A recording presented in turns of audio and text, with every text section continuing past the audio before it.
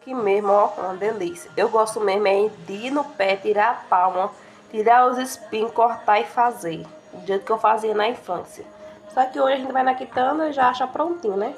Gente, isso aqui, ó, eu amo. Eu lembro que minha avó brigava comigo, porque todo dia eu queria comer palma. E todo dia elas que eu já começava com estripulia. Porque era criança, né? E eu digo, ah, avó, a gente só aprende se fazer. E eu quero aprender a cozinhar. Olha, ó, aprendi. Amo.